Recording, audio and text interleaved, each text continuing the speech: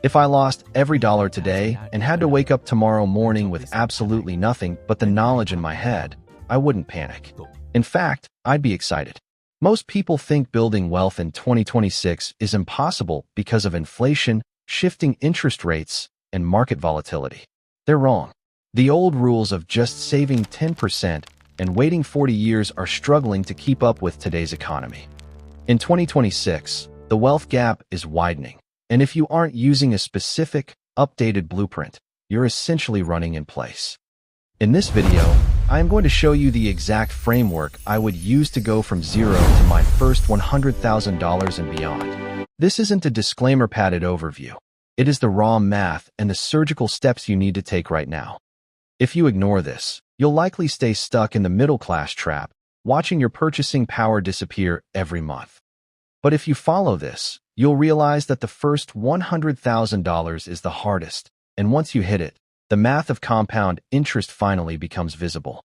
Before we talk about making millions, we have to stop the bleeding. If I'm starting at zero, my first goal isn't investing. It's survival and stabilization. In my framework, I would target roughly 3 to 6 months of essential living expenses in a high-yield savings account before I even look at a stock. For me, that target is $8,420. This isn't a random guess. It represents a surgical 3-month survival buffer based on current costs. High-interest debt is a wealth killer. If I have credit card debt at 22%, paying off that guaranteed interest rate is often one of the best financial returns you can get. Every extra dollar goes to the highest interest rate first. Most people fail at budgeting because they try to track every penny. I would use reverse budgeting.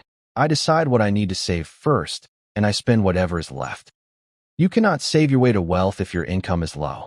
To get from zero to 100,000 fast, I need to increase my value per hour.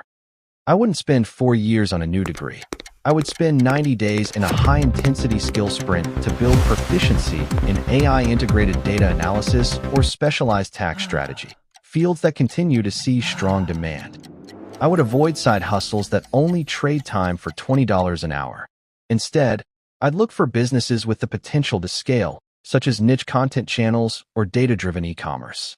While everyone else is consuming, I'm building infrastructure. Now, we build the machine. Once my income is up and my buffer is set, every single dollar has a job. I'm putting $500 a month into a low-cost S&P 500 index fund. Historically, consistently investing over several decades has been one of the most effective ways to build a legacy. In 2026, a Roth IRA can be one of the most valuable long-term accounts because tax-free growth is a powerful way to manage future policy changes.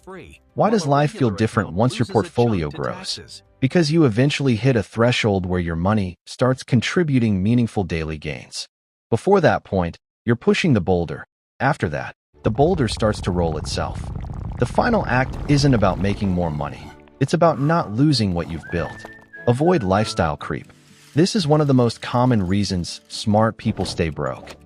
As your income grows, try to keep your lifestyle the same for at least 24 months to widen your investment gap. Our emotions often push us toward financial decisions that work against our long-term interests, buying when the market is hyped and selling when it's scary. My rule is automation. I never manually invest. It's an automated transfer that happens every time I get paid, removing my emotions from the equation. Building wealth in 2026 isn't a mystery, it's a math problem. If you're currently at zero, your only job is to get to your first buffer. If you want the exact Google Sheet I use to track this path to the first $100,000, let me know in the comments. Stop consuming. Start building. I'll see you in the next one.